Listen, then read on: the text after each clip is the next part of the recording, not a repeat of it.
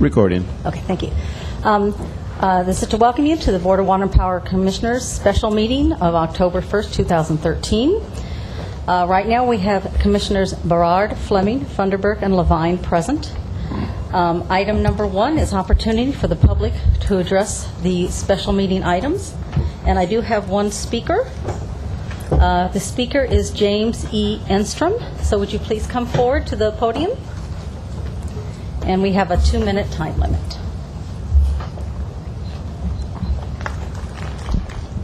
Hello, thank you for letting me speak. My name is Dr. James Enstrom.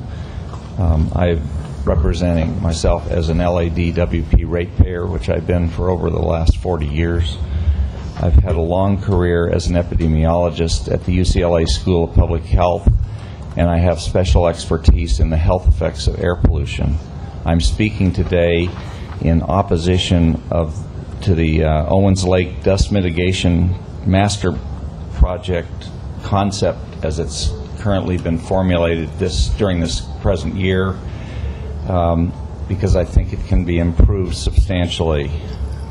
I'm very concerned about the unjustified waste of 30 billion gallons of water a year that should be coming down to Los Angeles and not be at the port on the lake bed.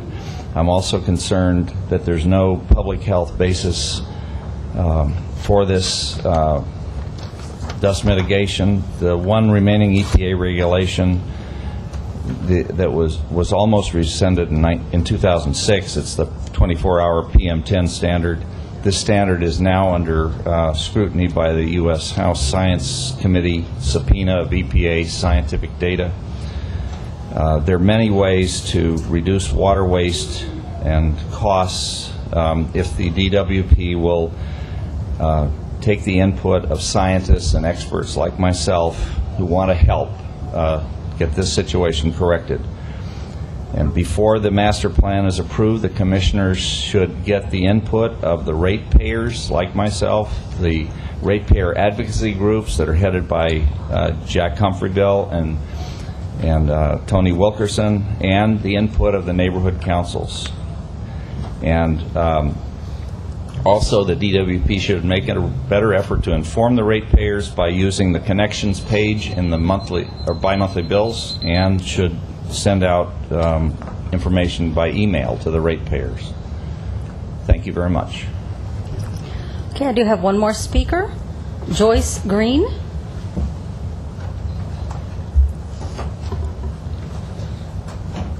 Good morning. Good morning. Is there a president? Not yet. Not yet. Oh, okay. Well, good morning, new council board, Ron Nichols, and honored guests. My name is Joyce Green, and I am a LADWP ratepayer. I'm also DWP MOU representative for the Tarzana Neighborhood Council. I'm here with Jim Enstrom, and I just want to encourage you that Jim, as well as several others, scientists, are working on an amendment they're putting together related to the new master plan, and that with this master plan, this amendment, will save tens of millions of dollars and millions of acre feet of water. I'm requesting that the commission, for you to take a proactive interest when the fact sheet and information page comes to your attention. This will save the ratepayers millions. Thank you very much. Okay, that's all the cards I have for item number 1. We can move on to item number 2, which is presentation on the Ralph M. Brown Act. Yes, members of the commission, my name is Fred Merkin. I'm an outside counsel. I assist the city attorney's office, and I've been tasked to present you a program on the Ralph M. Brown Act. I am the beneficiary of some fine work done by the city attorney's office. There's a PowerPoint presentation I'm about to commence, and it is the product of the attorneys in the city attorney's office, particularly my colleague Renee Stottle, who's going to be speaking to you about ethics later on, and Dion O'Connell, excuse me, who's the legal advisor to the City Council. And together, they put this program together. Before commencing the slides, I want to just give you an overview about the Brown Act for just a moment. As you begin your terms of office and as members of a board, foremost in your mind have to be questions such as, what kind of authority does the board have as head of the Department of Water and Power? But there will be other issues that as well you're going to be concerned about, and as a body you're going to be meeting, and the Ralph M. Brown Act, which deals with meetings of public bodies, is got to be very high on your agenda. And it's something you have to live with, because you're going to be, as I say, meeting from time to time, and your conduct between meetings is as well affected by this law. The Brown Act is similar to the Public Records Act in the state of California. Both of them are designed to instill and protect, promote the openness of government.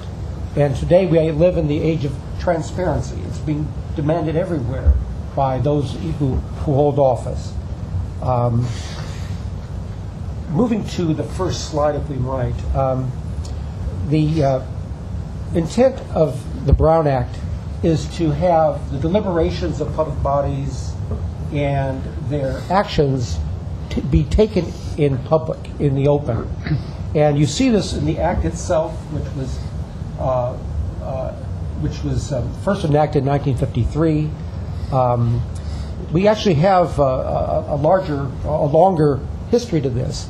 Even the city charter dealt with the openness of government. You can go back to the 1889 charter, and it was demanded that the city council hold its hearings in public. In 1925, there was another charter that came along of the city, and that openness was demanded of boards such as this. The Brown Act came along, as I mentioned, 1953, statewide. It was a very modest statute at the time. There were only 9 sections then. They're well in excess of 50 today.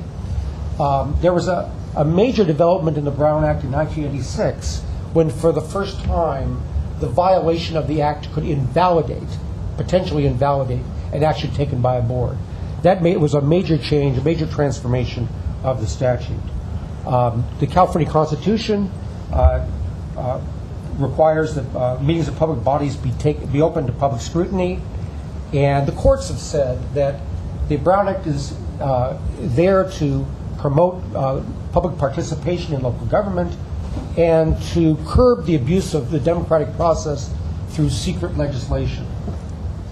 If we can move to the basic rule of the Act is that all meetings of a legislative body of a local agency shall be open in public, and all persons shall be permitted to attend any meeting of the legislative body of a local agency. Now, moving to the next slide, the legislative bodies that are covered, these are bodies that are created by law, either by law or by the actions of another legislative body. In the case of this board, of course, you're created by the city charter, and that makes you a legislative body that's covered by the Brown Act. There can be state laws that can create local legislative bodies as well. But if the mayor were to create, for example, a body, a task force, for example, that task force would not be covered by the Brown Act. If this board created a task force, it would be covered by the Brown Act. And so that I guess gives some meaning to the distinction between a legislative body and just any governmental body. Advisory committees composed solely of the legislative body members but less than a quorum. In this case, your quorum is 3 because you're a body of 5. Your quorum is 3 to do business. You act through a majority, which is also the same thing as the quorum. But if you have a committee, let's say, of 2, that is not covered by the Brown Act unless you have it's a standing committee or it has a regular schedule for meeting that is established through formal action. So that's an exception to the exception. Moving on, if we might, I think this is the most critical provision. Meetings include any gathering of a majority of the members of a legislative body to hear, discuss, deliberate, or take action upon any item which is within its subject matter jurisdiction. In addition, a majority of the members of the legislative body shall not, outside a duly authorized meeting, use a series of communications of any kind, directly or through intermediaries, to discuss, deliberate, or take action on any item of business that is within the subject matter jurisdiction of the legislative body. Now, I would like you to focus on, of course, the word majority, which tells you that what is really an issue here is the conduct of three of you. There's a big difference between 2 and 3 under the Brown Act, in your case. If you're 3, you are the board. You can act as the board. And for Brown Act purposes, you are majority, and there are constraints on what you're able to do under the Act. And it's not just taking action, as we see in the language. Here, discuss, deliberate, or take action is proscribed unless it is in compliance with the Act. And you are not to engage in communications involving at least 3 of you outside meetings that are authorized by the Act. And we will get into this in just a moment, but we're talking about whether it's through intermediaries, electronically, in any fashion, or meeting privately, conference calls. One can use one's imagination, but the constraint is upon the conduct of 3 of you at one time on any subject matter within your jurisdiction. Now, if we can move to technological conferencing for just a moment. In today's technological age, there are times when it may be desired for a member to appear at the meeting remotely through technological means. This is not such a simple task, as I will now explain. It's not as if you can simply say, well, I will call in or I will have some video connection, because what the Brown Act requires is that you have agendas have to be posted, all teleconference locations.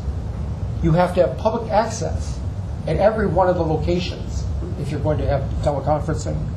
The public has a right an opportunity to speak at every teleconference location, and votes are to be taken by roll call. So this is something that needs to be set up. On the next slide, thank you. Just sort of an important point about teleconferencing, at least a quorum of the body, that'd be 3 of you, have to be within the territorial limits of the city of Los Angeles for the meeting to take place. So, can I ask you a question? Sure. So that means, I take it, that if one of us is out of the jurisdiction and 4 are in it, and 3 or 4 are here, wherever the other one is, if they're going to participate by teleconference, you have to have a facility for people to participate or listen in or be at the same place as the 5th person is, no matter where they are? Correct. In other words, if you were, let's say, on the East Coast, Right, for example. as an example, Right. You would have to have a facility where the members of the public could participate where you are, and also they're teleconferencing into the meeting here. Even if the public is unlikely to be LA City public people, if you're in New York, you open it up, and whoever shows up, shoes up. That is correct. And for all we know, there may be some Angelinos there. Right. Who'd be dying to go to a DWP hearing in New York. Or it could be a very remote location somewhere, a remote part of the country. There may be very few people to begin with. But if, in fact, you are in New York, you could go ahead and participate in the meeting if you do open it up in this fashion. Correct. If you comply with the teleconferencing rules, you can do it, absolutely. Another important subject is something called the serial meeting, something to be avoided, and it's consistent. It's along the same line I was just speaking of. This is where no one can say that the 3 of you ever got together, or more than 3. But what allegedly may have happened, or is claimed to have happened, is there was either a chain or a hub and a wheel of a hub of a wheel. The chain would be like a relay race where one member talks to another, who talks to another, and when you hit 3, that's the critical mass, and there you are. You have 3 in communication. The hub of a wheel is where each of you can be seen at the end of spokes, and there's some other person who has communicated with each of you. And so it's, the three or more of you have communicated to this one person, and that is the serial meeting to be avoided. It should be known, however, that the Brown Act does allow you to talk to staff, and they can provide information to you, they can answer questions to you, but they're not to communicate when they talk to you what your comments may be to other members of the board. So a quick question on that one. So if they don't share what your comments are, but they could share what the topic is. So I have a conversation with Mr. Nichols about something, and he's trying to gauge whether or not there's interest in fellow commissioners having that same conversation. Can he raise the topic without raising specifics? If the topic is something that came from you or from No, it's for me. So I call Mr. Nichols and say, I'd like to have a conversation about the following topic. I'm not sure, and I'm not sure, should it be agendized? What do we do about this? That's permissible, Okay. to schedule meetings, to have scheduling, agendizing.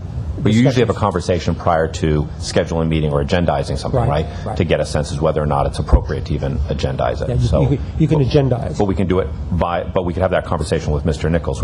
I can't have it with I can have it with Jill, but I can't have it with Bill. Well, you might actually be able to go further than that, but I think you do it through Mr. Nichols. Okay. Yeah. I think it might be worthwhile for a clarifying point on that. I might even like to have some clarifying points on that, and that is, if 3 members of the board were to contact me and ask me about putting an item on the agenda, and in the course of doing that, it's just human nature, you're going to say something about the topic. Here's why I'm concerned about it. Is that a violation? What you said, no, because what is really of concern is that it's one member's views being shared with another member's views being shared. It's the member's views and comments that are of concern, and that's not happened under your hypothetical hearing. Right. And sometimes, conceptually, I try to think in terms of silos. Silos are often criticized, but sometimes they have a virtue under the Brown Act, where if there isn't communication from one commission to another, then you don't have a concern. But I should tell you that there is a risk with regard to serial meeting issues and situations, because it's all well and good for us conceptually to talk about, well, if we handle this right, then there won't be a problem, because there was no communication from member A to member B, let alone member C, let's say. However, you're dealing with human beings, and you may have somebody who called you on the phone, somebody who's an acquaintance, and you're talking to that person, and you may even say to that person, please do not talk to other commissioners about this. But you may not be able to rely on that person, or that person may not remember that instruction or that request at least, and situations can develop that are beyond your control, and so it's something that I would say seek the advice of the city attorney's office in regard to this, in regard to situations where you think something may lead to communications with more than 2 commissioners. You're just not sure. I would recommend that. And be very careful of, for example, and this is something mentioned by the League of California Cities in their handbook. When you receive email and you reply, be careful with the reply all click button. Because what if that email came to all of you? And let's say you have an opinion that you shared with that person who sent it to you, and you not only replied to that person, you've replied to all the other people who are on that list, on the email list, and who are recipients. And now, technically, you've communicated to your fellow commissioners simply by clicking a button or a cursor. A mouse, I guess it is. Sorry. What is not a meeting? If we move to this, people have a right to petition government, and they have a right to meet with you, and you have a right to meet with them. And that is not prohibited by the Act. within the confines, as we've just talked about, of avoiding serial meetings. A majority of you can go to a conference or an open and publicized meeting of another body of local agency, or another organization, or a social or ceremonial occasion. But there's a major proviso here. The important thing is when you do attend those kinds of functions, you avoid having any majority of you talk about something specific to what you're doing here at Water and Power and your responsibilities here, as compared to something maybe very general, but if it's specific to what you're talking about, that is to be avoided. Next slide, when is action taken? This becomes important a little later, as I will explain. You can take action as a board for Brown Act purposes in three ways. A collective decision by you, a collective commitment or promise, and an actual vote. This definition, I think, was designed to deal with when somebody's questioning what may have happened away from the board meetings. Because here, when you decide things, you will decide it typically by a vote. Board secretary, and you have a vote, there's a record of it. This becomes important later when we get to the sanctions for violation of the Act, which we will get to a little bit later. So it's important to remember that action taken is broader than just having voted. And now if you can move to regular meetings. Regular meetings have to be held at the time and place set by ordinance, resolution, or bylaws. In this case, your rules actually establish where you meet and when you meet, and that can be changed if you change the rules. There's possibility for meeting elsewhere to some extent. For example, inspecting real property that is owned by the department that cannot conveniently be brought to the local agency, obviously. It's possible to inspect real property, and there are other bases for meeting elsewhere. Special meetings are important because unlike the regular meeting, which requires 72 hours notice in advance, the agenda is posted for 72 hours, a special meeting only requires 24 hours. And sometimes it makes the board more nimble in being able to deal with a situation that wasn't on the agenda, and that becomes available. And you're limited in the special meeting to the subject matter, the item that is specified on the agenda. With regard to agenda requirements, it's important that I mentioned the 72-hour requirement, but there's a description has to briefly explain the business to be transacted or discussed, and it need not generally exceed 20 words, but it's important. I can give you an example of a case that was decided just 4 months ago involving the County of Merced Planning Commission, which had an action before it to authorize the conversion of 3 parcels of real property into 9. And they had on their agenda to approve, disapprove, or modify the application. That's how the agenda read, that the public read, to do that. As it turns out, they did more than that at the meeting. They adopted something called the mitigative negative declaration, which was a means of complying with the California Environmental Quality Act. And the Court of Appeal said that was impermissible. That should have been on the agenda. It was specific. It was important enough that it could not reasonably be assumed to have been part of the approval process. So agenda descriptions are important, and it's important for us to work with you in making sure that it's neither too narrow, such that you can't really talk about it at that meeting if it's too narrow, or if it's too broad, it has not properly informed the public as to what you may be discussing or acting upon. With regard to non-agenda items, you may briefly respond to statements made or questions posed by the public. You're able to ask a question for clarification. You can make a brief announcement, make a brief report on your activities. provide a referral to staff or other sources for factual information, and request staff to report back to the body in a subsequent meeting. Now, there are some statutory exceptions to actions that are limiting you to the agenda. There are emergency situations that may present themselves, such as a work stoppage or a crippling disaster. There is a mechanism for considering something where there's a need to act has been determined, and you learned about it. It was learned about after the posting of the agenda. That can be done by a 2/3 vote of the members, and if less than 2/3 of you are present, which would be less than 4, then you need a majority vote to be able to do that.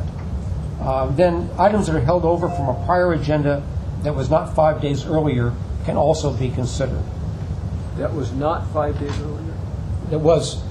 That was within past 5 days. Yeah. All persons are permitted to attend board meetings. There's no particular conditions can be established. People are not required to identify themselves in order to attend the meeting. You can require, for security purposes, normal security procedures and identification, but that's not to be communicated to the board for people who are going to be speaking. And there is not to be any discrimination, but the meeting cannot be held in a facility that discriminates on an invidious basis, including the ones that are mentioned there, and there are others. Age, sexual orientation, disability, and genetic information are in addition to the prohibited bases you see on the slide there. The public has a right to access records that are before you, documents that you have seen. So those that are presented to you for the meeting, those that are passed out to you at the meeting, the public will have access to those, save for confidential documents. As an example, an attorney-client communication, they will not have a right to that. We have to be careful with regard to certain confidential documents because the confidence can be lost if the record is presented for a public meeting. It's something that, as attorneys, we need to be aware of, and I want to bring it to your attention as well. Public participation. At every regular meeting, the public has an opportunity to speak on any item of interest so long as it's within your subject matter jurisdiction. They have a right to speak before or during the consideration of any item on your agenda. You may establish reasonable limits on how much time each speaker is given. For this board, I believe it's 2 minutes. With regard to the conduct of members of the public, people who are willfully disrupting proceedings can be removed. However, it's important to remember that speech is protected, and even those who may vehemently disagree or protest, as long as they're not overly disruptive, have a right to do so in your presence. There's no way to, and it wouldn't have any desire anyway to prohibit criticism.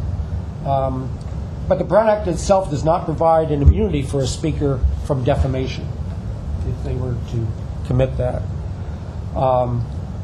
The Brown Act permits closed sessions. In fact, you'll see your agenda this afternoon will be have both the open session portion and a closed session portion. Please know that the closed sessions that the Brown Act authorizes are exclusive. There are no additional ones. This was resolved many years ago by a clarifying statement, a provision in the Act. And some of the more familiar ones are personnel matters, pending litigation, real estate negotiations, and labor negotiations. Closed sessions, of course, the public is not permitted in, but it's important to remember that the information there is confidential, and a member on his or her own authority does not have the right to release that information. The confidential information is within the control of the board as a body. You need 3 votes to release the information, at least 3. Some of the more familiar ones, as I mentioned, are personnel matters where you can meet in closed session to appoint, employ, evaluate, discipline a public employee. If there are charges, you have to give 24 hours notice to the employee who can demand a public hearing. The pending litigation exception is slightly a misnomer because litigation can be of 3 kinds, only one of which is pending. Most of the cases you will have on your agenda will be actual case already been filed, truly pending litigation. You're also able to meet in closed session with regard to threats of litigation. There's exposure to litigation. And that does not necessarily have to be fully described depending on what the public already knows. The third category are cases that you may wish to consider bringing. And there you only have to identify how many cases you're going to be talking about, not what they're about. And now if I could just move briefly to remedies and penalties. It's possible for the district attorney or any interested person to file a civil action to stop or prevent violations of the Brown Act, and determine whether there's been any conduct on the part of the legislative body to penalize or otherwise discourage any expression of one or more of its members. There's also possible for actions to be brought to force the body to cease and desist from claimed violations, but that has to be done by a demand in advance to cease and desist from the violation, and then there are options for the legislative body by which to respond to that particular demand. It's also possible, as I had mentioned earlier, to bring a lawsuit to invalidate an action taken by the board. An important provision in this regard is the right to cure it. There has to be a demand to cure and correct first before any lawsuit can be brought. It's very important. And so it's possible then for the board, if it thinks it did make a mistake, to correct that error.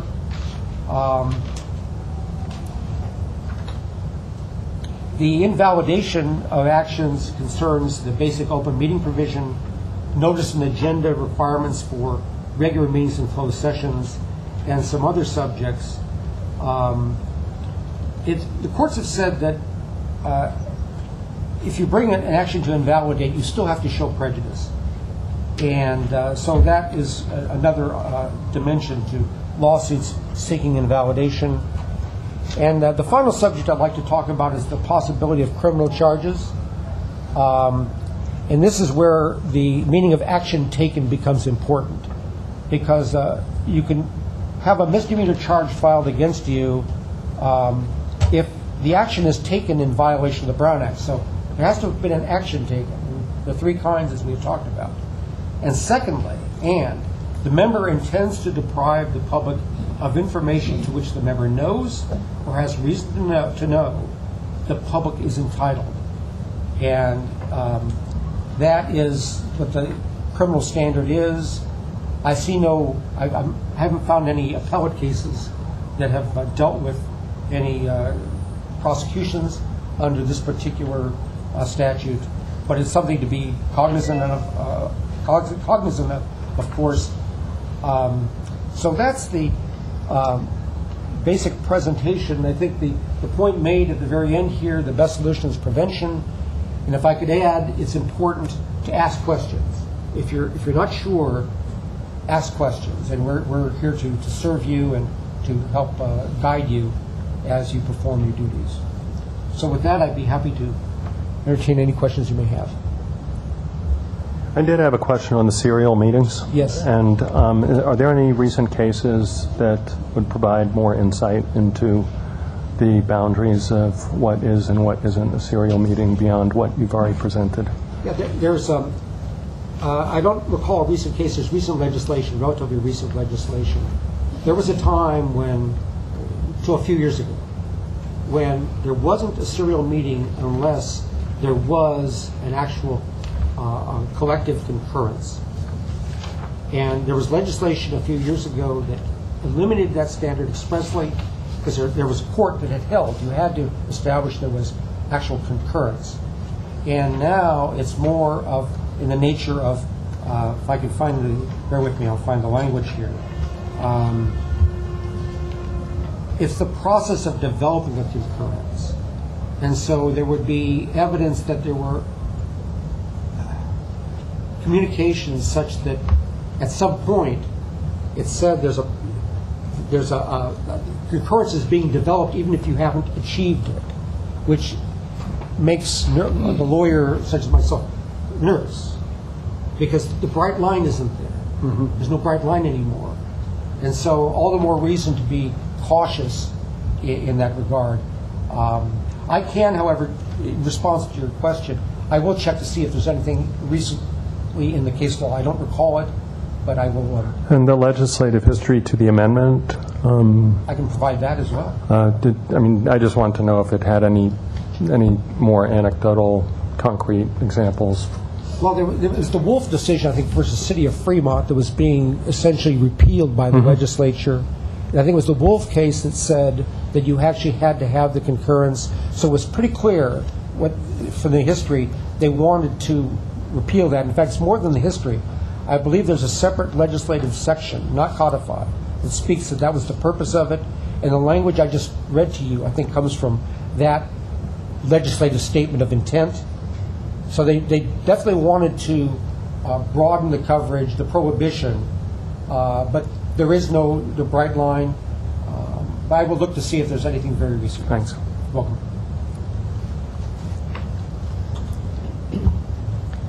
Okay, if no more questions, I have a question. You were talking about invalidation. Yes. Wouldn't the Roberts rules that state that you can have a reconsideration, wouldn't that cover that? Where someone who voted in the majority could bring something back to the board and say, I'd like to reconsider this, and have the board reconsider it? Because it is specified in Roberts rules. At any point in time? It has to be the very next meeting. Yes. At the next meeting? Yes.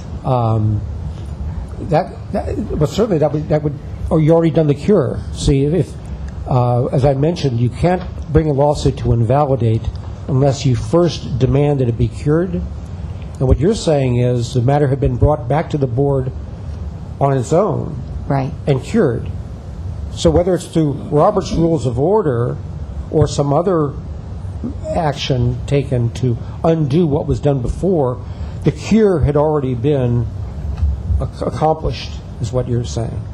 Now, when it's brought back for reconsideration, it could still go on. It could be heard again, and then either that decision changed or it could be left the same under reconsideration. And if it is left the same, then yes, there it stands. And once again, we're faced with the obligation, if they want to attack it, to demand that that you have an opportunity to cure and correct, and that has to be done first. And then you're given that opportunity by that demand to change your mind. Yes. Thank you. okay, if there's no more questions, we can move on to item number 3. Commissioners, it's Deputy City Attorney Renee Stottle. I'm going to talk to you briefly about conflicts of interest. That's the primary thing I'm going to talk to you about. I will hit very briefly on some other additional ethics restrictions that apply to you as commissioners under the city's governmental ethics ordinance. As public officials, the conflict of interest laws are very important because as part of transparency in government decisions, we also want to make sure that government decisions are made on behalf of the public in the public interest and not based on any personal interest. In California, the conflict of interest laws that apply are several, and so when we look at a potential question, we look at each one of these provisions separately. The primary statute in California is on conflicts of interest is the Political Reform Act. There's another provision referred to as Government Code Section 1090, and that refers to conflicts in contracting. City Charter Section 222, which is the city's appearance standard. There is a common law doctrine of conflicts of interest that sometimes comes into play. And I just wanted to highlight for you as a reminder, there is also a doctrine and a provision that prohibits holding incompatible public offices. And you hold a public office as a commissioner. So as I mentioned, as a public official, your ethical obligations are to be impartial in your actions and devoted to the best interests of the city. The general rule for conflicts of interest is to avoid situations where your official actions might affect or appear to affect any of your private interests.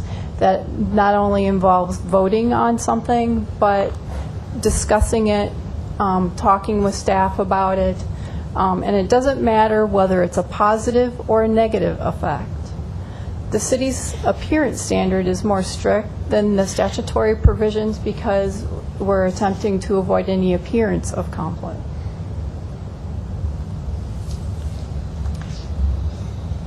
As you know from filling out your Form 700 during the pre-confirmation process, there are several types of economic interests under the Political Reform Act, and those are what guide what is a conflict of interest under the Political Reform Act.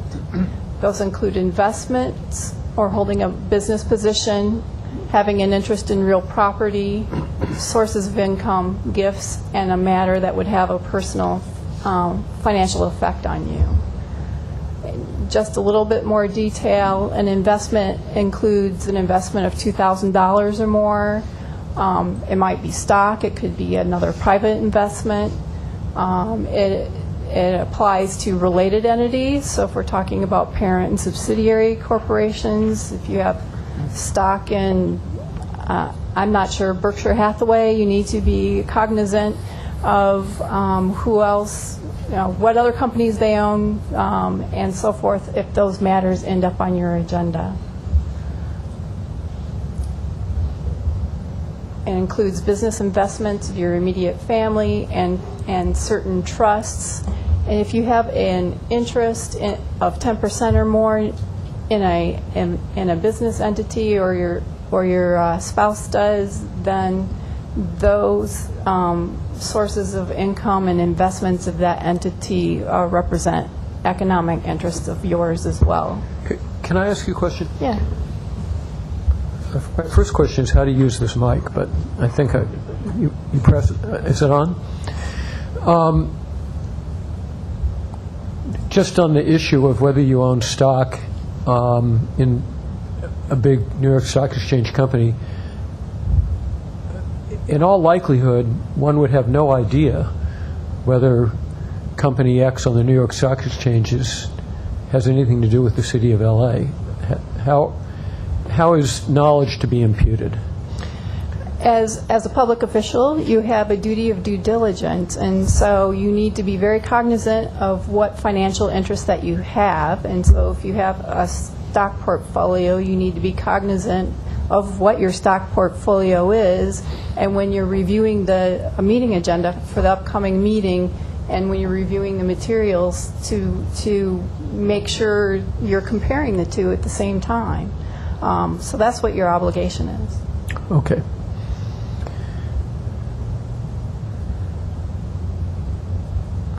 There's certain investments that aren't included, such as mutual funds, money markets, insurance policies, and government bonds, bank accounts. Real estate interest is an interest of $2,000 or more. It includes a leasehold interest, unless it's a month-to-month lease. And again, if you have a business interest of 10% or more, it includes the real estate interest that that business holds as well. Sources of income, any source of income of $500 or more during the last 12 months. It includes any community property interest in the income of your spouse or domestic partner, as well as pass-through income from a business, or certain commission income if you're such as a real estate agent or an insurance agent, sometimes are based on commissions. A conflict may result when either the dollar source, the dollar amount will be impacted, or your source of income will be impacted, the name, the company itself. Gifts can represent a source of income and a conflict under state law when it's $440 or more, which is the current state gift limit, which is adjusted about every other year. Can I ask you, so if it's less than that, you don't have to declare it, is that right? Well, no, that's not quite right. Right now, and I understand this might be a little confusing, because right now I'm only talking about the conflict of interest provisions that apply to the Political Reform Act, but as a little bit later I was just going to briefly mention, as commissioners, you're subject to additional gift restrictions under the city, and so, but if you're abiding by the gift limits, where there is a limit, at least the city limits, generally you're not going to have a recusal issue. There are times, though, when you're permitted to take a gift over the limits, the $440 limit, that could cause you to have to recuse yourself. It's kind of rare. If the matter before you will have a personal financial effect on you of $250 or more in a 12-month period, or your immediate family, you could be required to recuse yourself. I don't see this come up very often. I applied it to myself in a situation that came up for me last year, but I applied very strict standards to myself because I thought it would impact my transportation arrangements.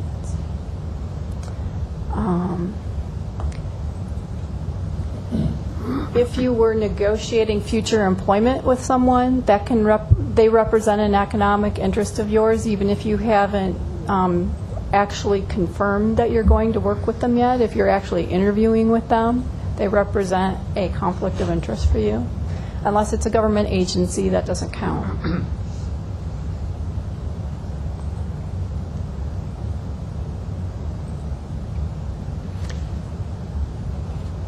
This slide I don't expect you to memorize. I don't expect you to memorize any of this, but this just gives you an idea of how complex the analysis actually is when we're actually doing it. And we look at things about whether it's reasonably foreseeable that there's going to be a financial effect on your economic interest, and we look at whether they're directly or indirectly involved. As a general matter, when your economic interest is directly involved in the decision, they're the applicant, it's a contract with them, then you're required to recuse yourself. There's a presumption of conflict. If they're not named on the agenda, or they're not the party seeking it, but they may somehow be impacted, then they're considered indirectly involved. And then we get into the whole much more complicated analysis of whether the government decision that you'll be participating in will have a particular financial effect on your source of income. And there's detailed regulations about it. It's based on the size and the revenues of the company and the size of the impact of the government decision. There are very limited exceptions that I see very rarely apply.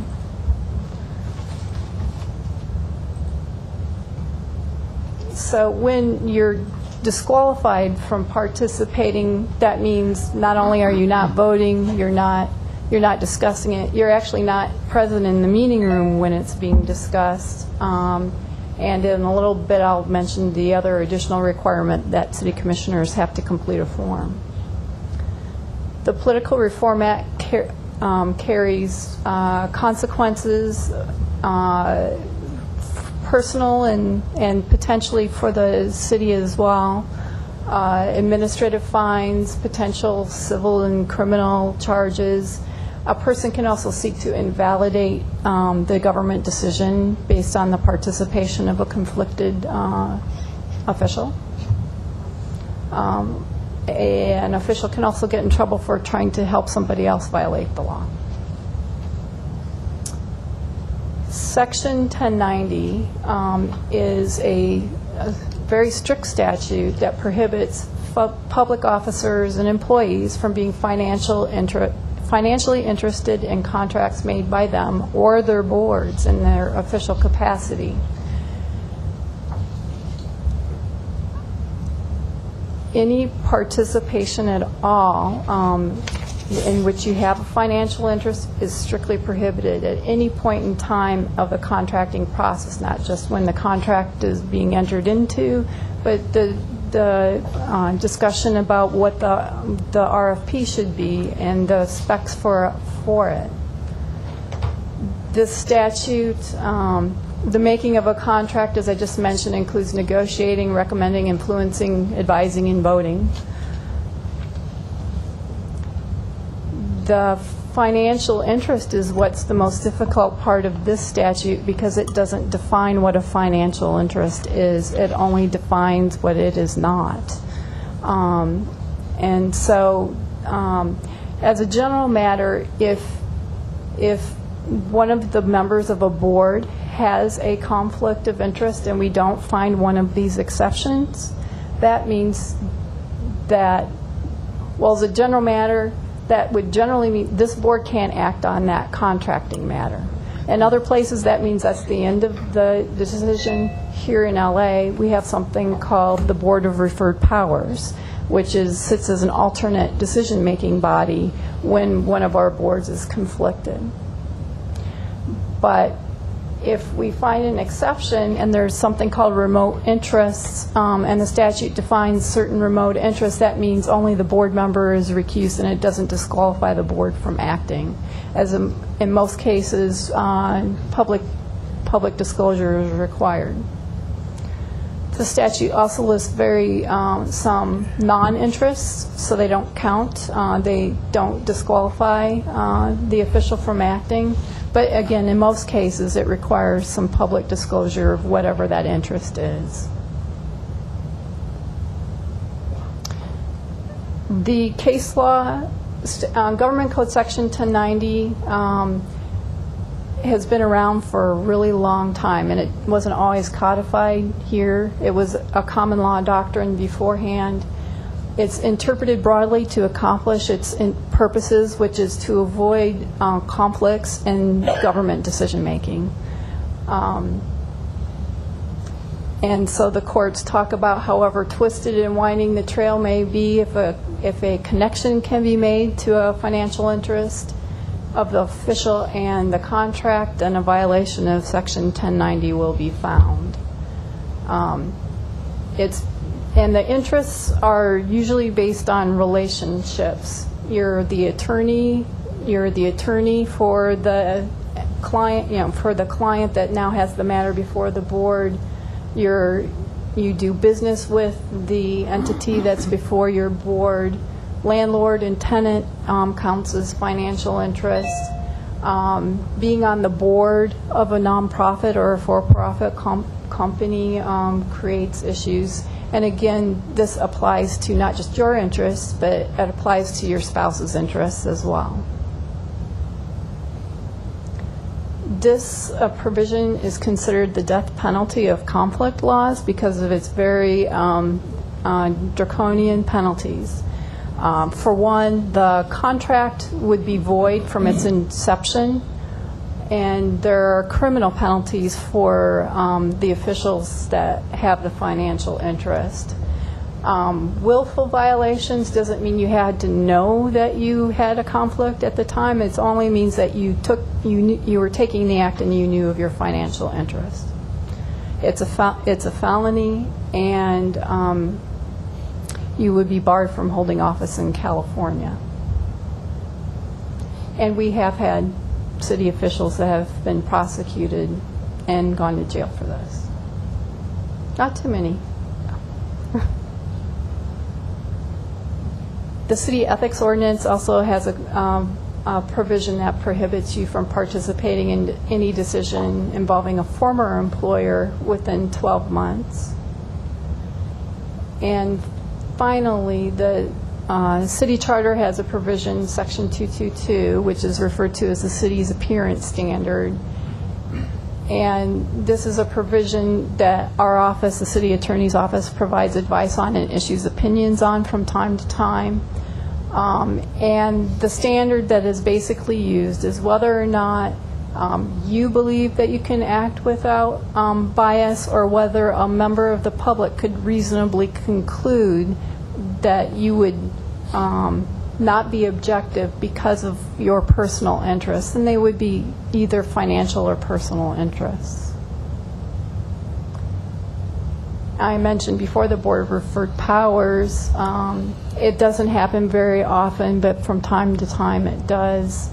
The most frequent situations that I see under Charter Section 222 is we have a lot of attorney members of our commissions, and sometimes even if the other laws don't require you to recuse on clients, our standard advice is always to recuse with regard to your clients because of the potential for a divided loyalty issue. You have obligations to your clients and to your firm, but you also have obligations to the city, and so those are the areas where we always look to and advise recusal.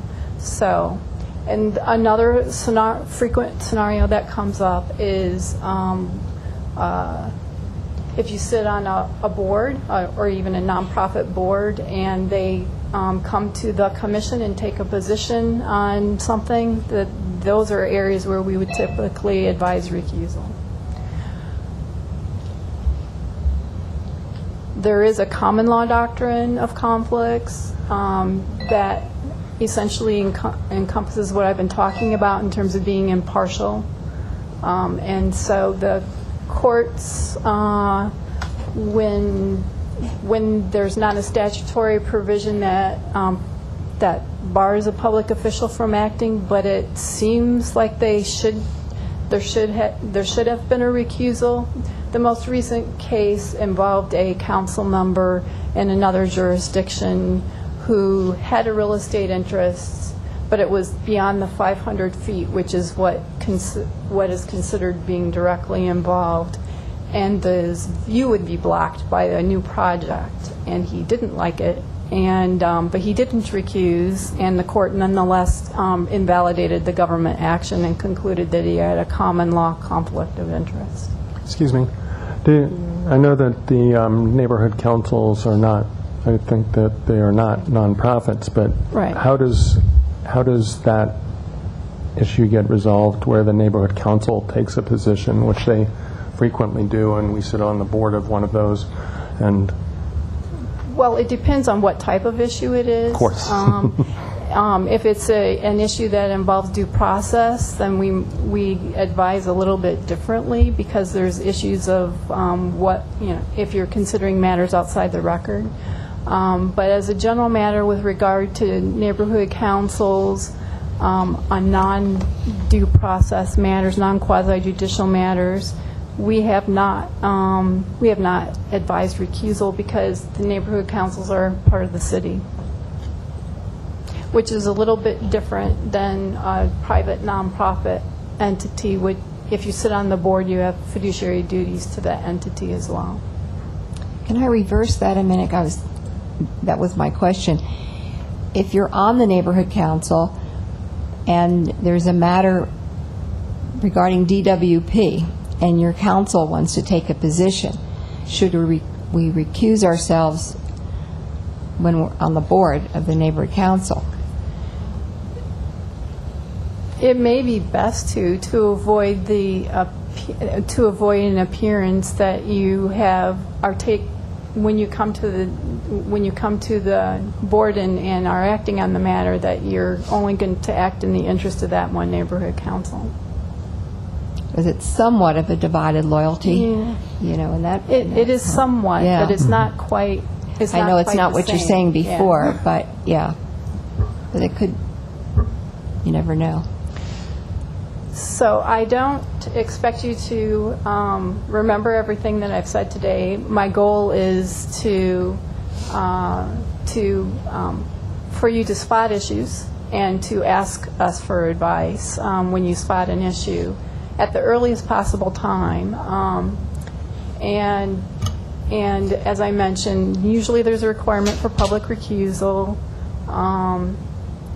and leaving the meeting. There's also a form that has to be completed, a Form 51, a recusal notification form, each time you recuse. You also have to complete that form even if you're not at the meeting, but you would need to recuse anyway. I was going to briefly mention the incompatible offices doctrine. You're prohibited from holding incompatible offices. So you hold an office here as a DWP commission. So if you're thinking about holding another position that's considered an office, it's usually an appointive office, it could be an elected position, and there's some overlap between what the DWP commission does and the other board, please don't accept the next position until you've consulted with us to make sure that you're not unintentionally vacating your first office, which would be the DWP position, because that's the outcome of taking a second incompatible position.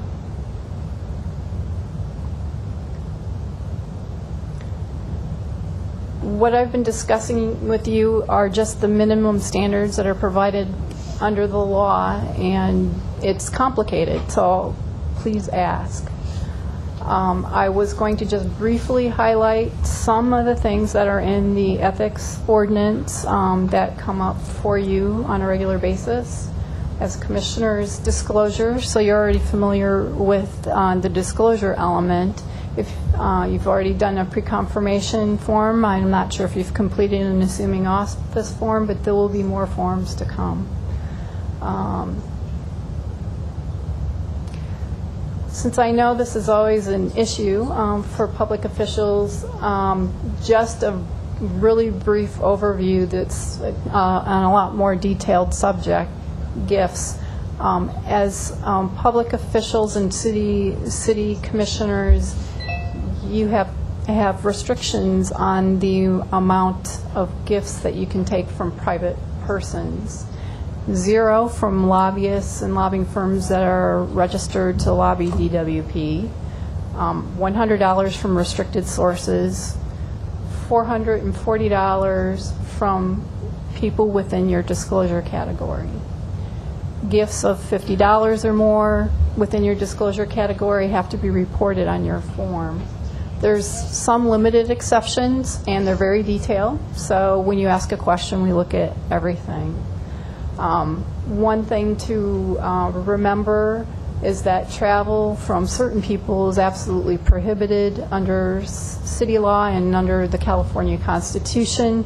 Travel from lobbyists, lobbying firms, restricted sources, and transportation companies. What about a gift of a luncheon or a dinner? How do we report that? And do we have to report all of those? For you, well, for one thing, you have to look at your disclosure category, which I think you probably saw during the pre-confirmation process, and whether that source falls within your disclosure category, which is tailored to what your duties and responsibilities are. Unless, of course, you sit on the DWP pension board, then you have broader disclosure obligations. The lunches, it depends on what kind of a lunch. The regulations are very detailed. It depends on what kind of a lunch. Is it as a general matter, going to a lunch would be a gift when someone offers it to you. There are certain exceptions, sometimes when you're speaking, or If it's a fundraising event for a 501c3, there are certain exceptions. And so you should keep track of all of those and all of those that would fall within your disclosure category, so it's easier to complete your disclosure form. And if you have specific questions about a specific thing, always ask for advice. And if I didn't say at the beginning of this ethics section, it's the Ethics Commission that is the primary advisor on these provisions that I'm talking about right now. But you can ask us, but we might ask you to talk to the Ethics Commission. As commissioners, you have a lot of restrictions on political activity in terms of soliciting contributions and holding fundraising events. Generally, you can't engage in fundraising for city officials and candidates. And if you've solicited somebody for a contribution, you should not solicit people for contributions that have matters pending before the board, but if you have, you may need to recuse yourself. There are certain other restrictions, which I've kind of listed in a list here. Honoraria is prohibited if it's from a source within your disclosure category. The city ethics ordinance also contains a provision about that prohibits a misuse or abuse of your position, which involves it can involve a variety of things, such as misuse of city resources and confidential information, or generally using your authority to receive a financial benefit. There's a separate provision, which I've listed here, that bars city commissioners from attempting to influence city decisions for compensation. There's also a separate provision that bars commissioners from individually participating in contract decisions. So you only participate in contract decisions in a public meeting as a body. And there are certain revolving door restrictions once you're done with service. There's a lifetime ban for matters you were personally and substantially involved in, and a 1-year cooling off period. So, and here's a general explanation of who to call for what, but of course if you call either the Ethics Commission or our office for any of this advice, then it's not us. We will refer you to the right people. And that's my summary, and if you have any questions, I'd be happy to answer. Thank you. No questions? Okay, then unless there's anything else under item 3, we can adjourn. Thank you very much. Thank you.